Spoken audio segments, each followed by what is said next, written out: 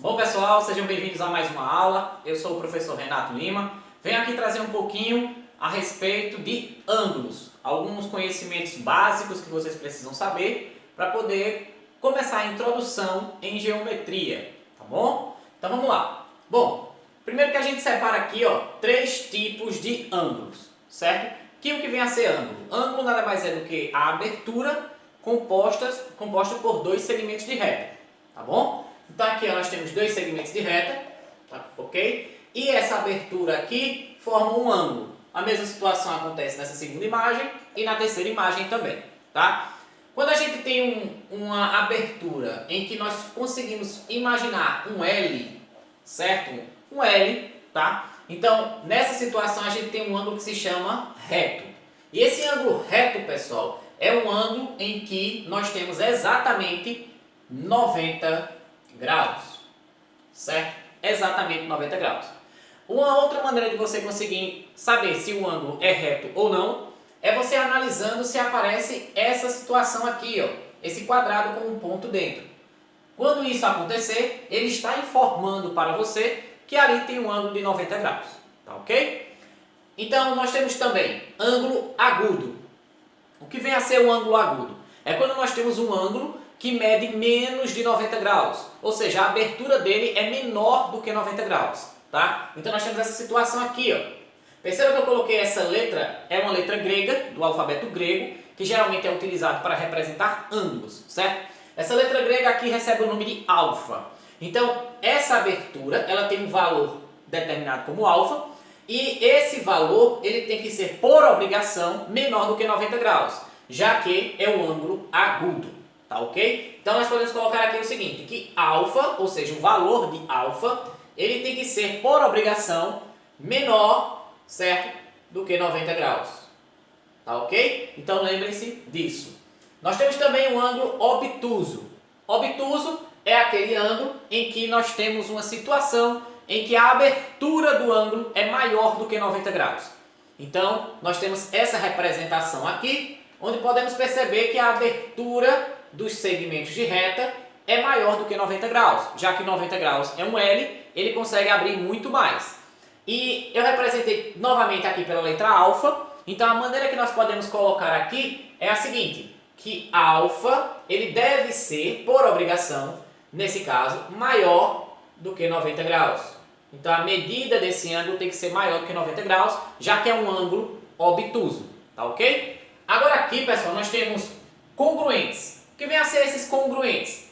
Congruentes são ângulos iguais, tá? Então, lembre-se dessa palavrinha. Ângulos iguais também pode ser chamado de congruentes. E quando é que eu encontro uma situação dessa? Imaginemos que nós tenhamos aqui duas retas, certo? E ligadas por esse ponto vermelho que a gente chama de vértice. Vértice, nós temos aqui essa situação onde se encontram as duas retas. O que é que nós podemos perceber? Que essa abertura aqui, pessoal, que eu estou fazendo, ela é exatamente igual a esta abertura que nós temos aqui embaixo, tá? Isso é que significam ângulos congruentes, que significam ângulos iguais. Então, esse ângulo aqui é igual a esse. Por quê? Porque essa abertura é igual a esta. Da mesma forma que nós podemos falar que essa abertura desse lado aqui, é igual a essa abertura, tá? Então, isso são ângulos congruentes. Um ângulo que está de um lado vai ter o mesmo valor do ângulo que está do seu lado oposto. Então, isso é a congruência. Nós temos também uma coisa chamada bissetriz. O que vem a ser a bissetriz? É quando a gente pega um ângulo, certo? Uma abertura que nós tenhamos, e nós cortamos esse ângulo exatamente no meio. Exatamente no meio. É importante que vocês lembrem disso. Bissetriz é quando nós temos um ângulo e cortamos ele no meio. Como é mostrado aqui nessa imagem. Eu peguei um ângulo e cortei ele no meio através dessa reta na cor vermelha. E essa reta separou a figura em dois novos ângulos. Porém, a gente pode concluir que, como é a bissetriz e cortou exatamente no meio, a gente pode concluir que o valor de x é exatamente igual ao valor de y. Ou seja, o ângulo que nós temos aqui em x é o mesmo ângulo que nós temos aqui em y. Então, lembre-se, bissetriz é quando cortamos exatamente o ângulo no meio e os dois ângulos que serão formados a partir desse corte eles medem o mesmo valor. Nós temos aqui alguns exemplos de quê? Complementar e suplementar. Primeiro, o que vem a ser isso? Ângulos complementares, pessoal, são ângulos que medem no máximo 90 graus. É a angulação que vai até 90 graus. Então, o que acontece? Nós podemos colocar aqui que vai de 0 graus, certo? De 0 graus, não, na verdade, de 1 grau, certo? E vai até os 90 graus. Ou melhor dizendo, você pode ser mais específico, que ele vai até 89 graus, tá? Então a gente pode colocar o quê? Vou até colocar de outra maneira aqui para poder ficar mais fácil. Vamos colocar a letra grega, alfa. A alfa tem que ser maior do que 0 graus e menor do que 90 graus, tá? Então isso é um ângulo complementar. Ângulo suplementar é quando nós temos o quê? Um ângulo que mede mais do que 90 graus. Então aqui nós temos, ó, que o alfa novamente, que é a letra grega que representa o ângulo, ele pode ser maior do que 90 graus, certo? E ele tem que ser menor do que 180 graus.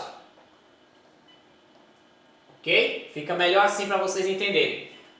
O que vem a ser um ângulo de 180 graus? Quando você pega uma circunferência e corta ela exatamente no meio, aquilo ali é o ângulo de 180 graus.